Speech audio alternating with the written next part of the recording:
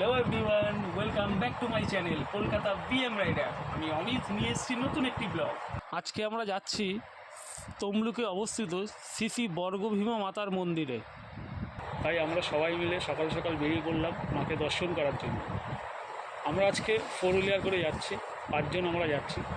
আমি, সুকান্ত, শান্তনু, সঞ্জিত এবং সুকান্তর ওয়াইফ রিয়া এবং তার মেয়ে। অনেক দিন পর মানে আফটার অল অ্যাট লাস্ট আমরা স্টার্ট করতে পারলাম আমাদের ট্যুর। সো আজকে কোথায় যাব অবশ্যই তোমরা দেখতে পারবে, আর ডিসক্রিপশনেও তোমরা দেখতে পারবে। যারা এখনও পর্যন্ত আমাদের চ্যানেলটা সাবস্ক্রাইব করেনি অবশ্যই সাবস্ক্রাইব করে নাও আপকামিং ডেজে এই ধরনের ব্লগ দেখার জন্য, এরকম ট্যুর মানে ট্রাভেল ব্লগ দেখার জন্য। আর আজকেও মজা হতে চলেছে, সঙ্গে থাকো, পুরো ভিডিওটা দেখো। টাটা। আমরা এখন বিরাটির গৌরীপুর মায়ের মন্দিরকে দর্শন করে শান্তনুকে তুলতে যাচ্ছি। তারপরে আমরা আমাদের গন্তব্যের দিকে এগাবো।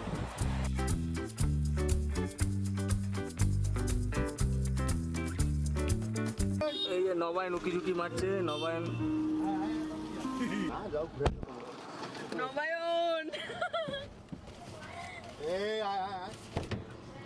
তুমি পিছনে আসো। না না হ্যাঁ না না না কেন বড় দোকান বড়, পিছনে আসলে হবে না, তুমি বসো। কোথায় যাচ্ছিস? শান্তনু এখান থেকে ঢুকলো, শান্তনুকে নিলাম। নবায়ন রেডি ছিল বুঝলে।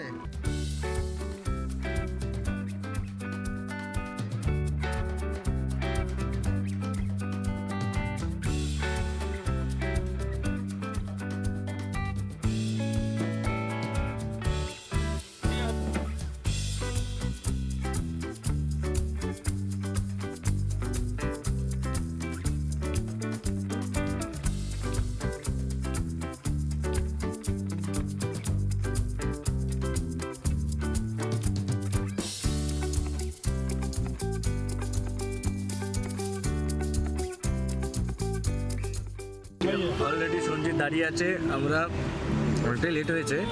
সঞ্জিত অলরেডি দাঁড়িয়ে আছে। সঞ্জিত এই যে ওই সাইড দিয়ে, ওটা ওই সাইড দিয়ে। ওই সাইডে ক্যাফের সঙ্গে কি ফ্রি দিয়েছে? কোন গোলাতে? এইসব না। আমাদের লাস্ট পার্টনার সঞ্জিত, ও গাড়িতে উঠে গেছে। তা আমরা এখন ফাইনাল ডেস্টিনেশনের দিকে এগাচ্ছি। আমরা এখন মা ফ্লাইওভারের উপর দিয়ে যাচ্ছি। ডান দিকে আইটিসি দেখতে পাচ্ছি, খুব সুন্দর লাগছে দেখতে। মা থেকে আমরা সোজা ভিক্টোরিয়া হয়ে আমরা দ্বিতীয় হুগলি সেতু হয়ে সোজা আমরা মুম্বাই রুট ধরে তমলুক যাব। চলুন আপনারা দেখবেন, সঙ্গে থাকবেন।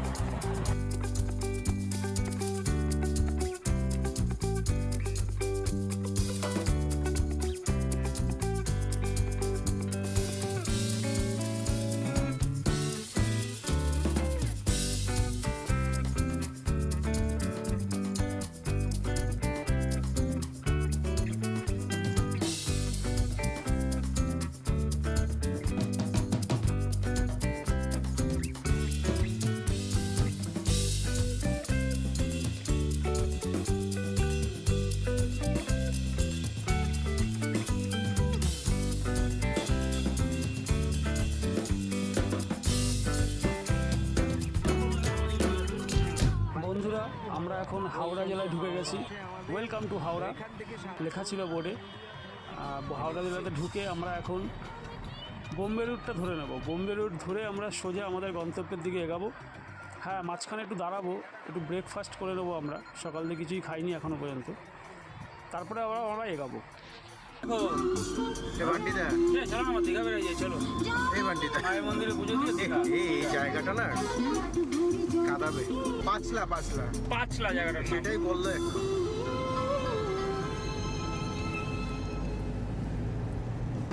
আমরা বেসিক্যালি এক জায়গায় দাঁড়িয়ে আছি, দাঁড়ালাম যে ইয়ের জন্য, একটু খিদে পেয়েছে খাবো বলে। সো কুকুর ঘুমাচ্ছে।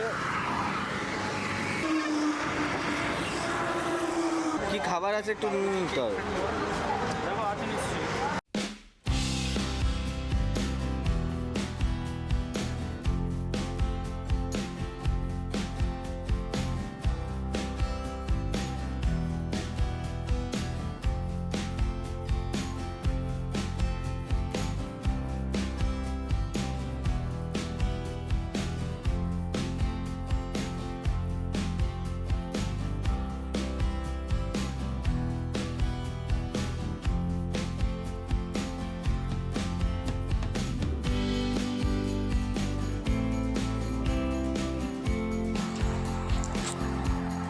আমরা আস্তে আস্তে কোলাঘাট পৌঁছে গেলাম।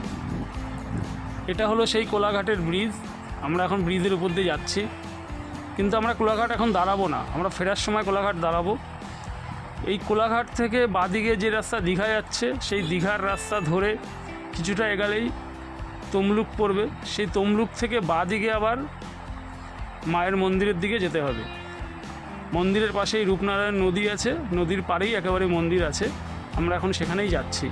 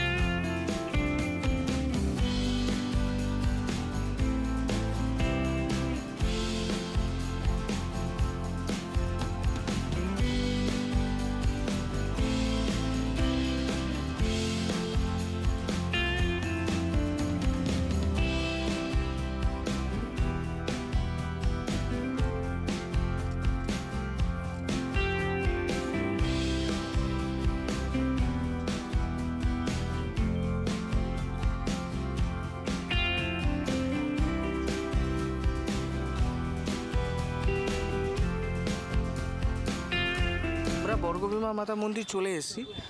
তো আমরা এইমাত্র আসলাম, তো এখানে গাড়ি রাখবো। সো এইখানটাতে আমরা গাড়ি রাখলাম, এখান থেকে ঢোকালাম গাড়িটাকে। সো মন্দিরের সামনে থেকে আমি দেখাবো অবশ্যই, এটা ব্যাক সাইডের পোর্শনস। অবশেষে আমরা শ্রী বর্গভীমা মাতার মন্দিরে প্রবেশ করলাম এবং মন্দিরটি পুরো চারপাশ থেকে ঘুরে দেখলাম। সত্যি খুব সুন্দর মন্দিরটি, এবং মায়ের যে দর্শন করলাম তাতে আমাদের মন প্রাণ সব ভরে গেল। এত দূর থেকে মাকে দর্শন করার জন্য আমরা এসেছি, মায়ের মন্দির খোলা পেয়েছি, খুব ভালো লাগলো দর্শন করে। এইখানে সবাই এসে মানত করে এবং সবার আশা পূর্ণ হয়।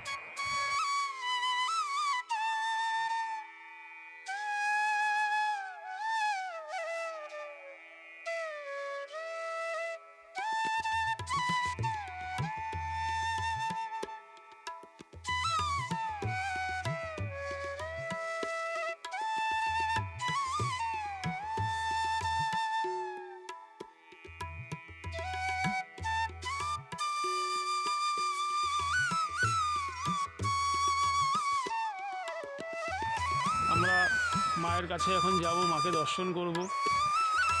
মায়ের মন্দির চত্বরে এসে মনটা পুরো ঠান্ডা হয়ে গেল, এবং এখানে এসে দেখছি সবাই পুজো দিচ্ছে, আমরাও পুজো দিলাম মায়ের কাছে।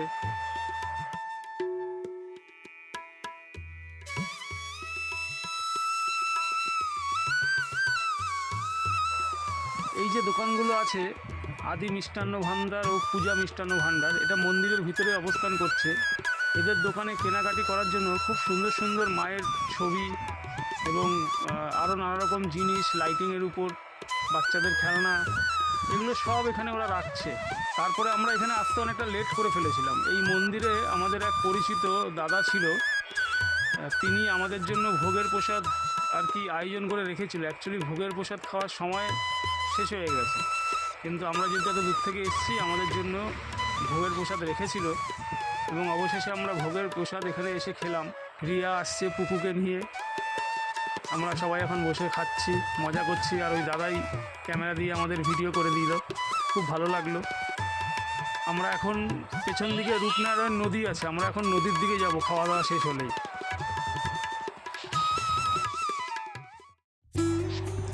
আমরা মন্দির থেকে প্রসাদ খেয়ে এখন টোটোতে উঠলাম। আমাদের টোটো দাদা নিয়ে যাচ্ছে রূপনারায়ণ নদীর চরে। এই পাড়ার মধ্যে থেকে আমাদের টোটো সব নিয়ে যাচ্ছে। আমরা ওখানে গিয়ে একটু বসবো, চরে গিয়ে একটু কিছু খাওয়া দাওয়া করবো, ওখানে একটু ঘুরবো। খুব সুন্দর না গেলে চর। আর আমরা যে যাচ্ছি যে রাস্তা দিয়ে, রাস্তাটা খুব সুন্দর, বেশ ভালোই লাগছে যেতে যেতে। আমরা পৌঁছে গেলাম এখন নদীর চরের দিকে। এখানেই আমরা এখন একটু কিছুক্ষণ স্টে করবো, তারপর আমরা এখান থেকে বেরাবো।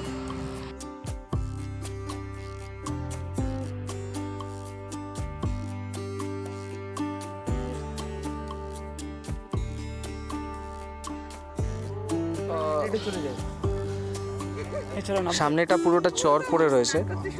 এই মাঝখানটা দেখতে পাচ্ছ, এটা কিন্তু চর। এত বড় নদী দেখতেই পাচ্ছ। আমরা নদীর পাড়ে এসে পৌঁছানোর পর নদীর ঘাটের দিকে আসলাম। আসার পরে তো দেখলাম সে বিশাল বড় চর, যে চরের এ মাথা ও মাথা দেখা যাচ্ছে না। চর পার করে তারপরে নদী, সে বিশাল নদী, নদীর এ মাথা ও মাথা দেখা যাচ্ছে না। আর আমরা যেহেতু শীতকালে এখানে গেছিলাম, তাই পুরো কুয়াশায় ঢেকে গেছে নদীর পাড়, নদীর চর, সমস্ত কিছু। ওই দূরে দেখা যাচ্ছে ওপারটা নাকি বলে ডায়মন্ড হাবড়ার। আর এখানে লেখা আছে বোর্ডে, লাল কাঁকড়া বাঁচান এবং ডলফিন বাঁচান, এদেরকে কেউ মারবেন না, বোর্ড দিয়ে দিয়েছে। তার মানে এখানে লাল কাঁকড়া, ডলফিন প্রচুর পরিমাণে দেখা যায়। এত সুন্দর লাগছে চরটা, মনে হচ্ছে একটু নামি, কিন্তু এত কাদা, তাই আর এখানে আর নামা যাবে না। পরের বার যখন আসবো তখন নামবো এখানে, ইচ্ছে রইল। আমরা এখন একটু বসে এখানে আড্ডা মারছি সবাই মিলে, একটু চা ফা খাবো এখানে বসে আমরা।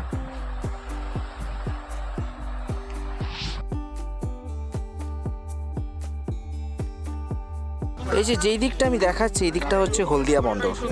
এই দিকের একদম স্ট্রেটে হচ্ছে হলদিয়া বন্দর। অনেক বেশি কুয়াশা বলে বোঝা যাচ্ছে না, তাহলে বোঝা যাচ্ছে যে এখান থেকে সমুদ্র তল, মানে সমুদ্র একেবারে সামনে, মানে মোহনা একেবারে সামনে। আর এই সোজাসুজি কিন্তু আরেকটু এগিয়ে গেলে কাকদ্বীপ পেয়ে যাবে।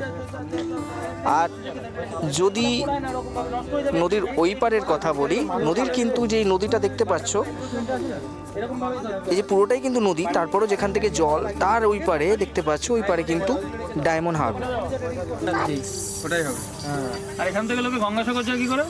এই তো তোমার হলদিয়া থেকে ধরে, ওই হলদিয়া থেকে ভাসাল থেকে ধরে, ওখান থেকে গঙ্গাসাগর। এখান থেকে নৌকো যায়? এখান থেকে যায় না, এখান থেকে অতটা গেলে ডিস্টেন্স অনেক ক্যারিং খরচা করি।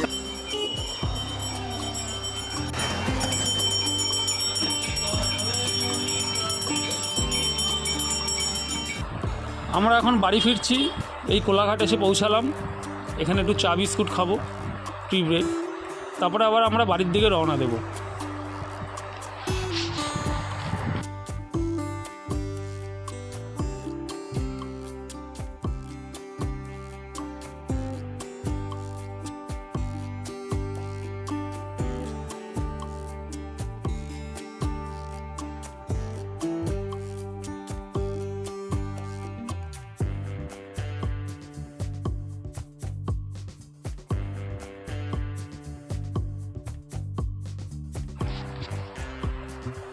রাতের বোম্বে রোড থেকে বাড়ি ফিরছি আমরা এখন।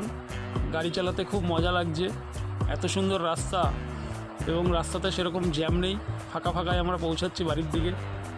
এখন আমরা মোটামুটি এই ধুলাগড় টোল প্লাজাটা পার করেই আমরা ডিনারটা করব, সেরকম কিছু প্ল্যানিং করলাম। এই যে আমরা ধুলাগড় টোল প্লাজায় চলে এসেছি। এখন আমরা এখানে দাঁড়িয়ে কিছু খাওয়া দাওয়া করে তারপরে আমরা বাড়ি যাব। তা আমরা এই রেস্টুরেন্টে দাঁড়ালাম, এখানে একটু খাওয়া দাওয়া করব আমরা।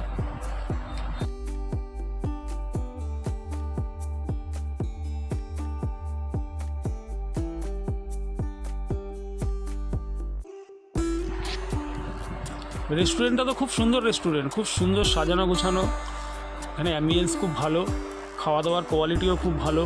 আমরা এখানে রাতে অর্ডার করেছিলাম রুটি আর তরকা, ওটাই খেলাম, আর সঙ্গে কোল্ড ড্রিঙ্কস নিয়েছিলাম। এটা দিয়েই রাতের আমাদের ভোজন শেষ করলাম। এখান থেকে খাওয়া দাওয়া হয়ে গেলে তারপরে আমরা সোজা বাড়ির দিকেই যাব, রওনা দেবো। তো আজকের ব্লগটা মোটামুটি এই পর্যন্তই। যদি আপনাদের ভালো লাগে তাহলে লাইক, কমেন্ট, সাবস্ক্রাইব করবেন। সো গাইজ, আজকে আমরা যেই ট্যুরে এসেছিলাম স্ন্যাপবাস থেকে, তো তোমাদের দেখালাম একদিনে কলকাতার আশেপাশে যেই আমরা যে মায়ের যে পিঠে গেছিলাম, তোমরা অবশ্যই আসতে পারো সেখানে, জাগ্রত মন্দির অবশ্যই। আর তার পাশাপাশি তোমরা নাম বা কীভাবে যেতে হবে সবই ডেসক্রিপশানে পেয়ে যাবে। আর তার পাশাপাশি কীরকমভাবে আজকে দিনটা এনজয় করলাম, আজকে খাবাতে খেলাম সবাই মিলে, আর অনেক কম খরচে কিন্তু আজকে দিনটা আমরা স্পেন্ড করলাম, অনেক কিছু করলাম, নদীও দেখলাম, নেচারের সঙ্গেও আমরা ঘুরলাম, অনেকক্ষণ সময় কাটালাম। সো আজকের জন্য এইটুখানি। অবশ্যই কিন্তু সাবস্ক্রাইব করতে তোমরা ভুলো না, ভালো লাগলে। আর আগামী দিনে এই ধরনের ডিফারেন্ট জায়গা আমরা এক্সপ্লোর করবো তোমাদের সাথে, যাতে তোমাদের সুবিধা হয়। আর লাইক কমেন্ট কিন্তু মাস্ট, সাবস্ক্রাইব কিন্তু অবশ্যই করতে হবে, আর বেল আইকনটা তোমরা ক্লিক করো যাতে আগামী দিনের আপডেট তোমরা পেয়ে যাও। আজকের জন্য টাটা, চলো।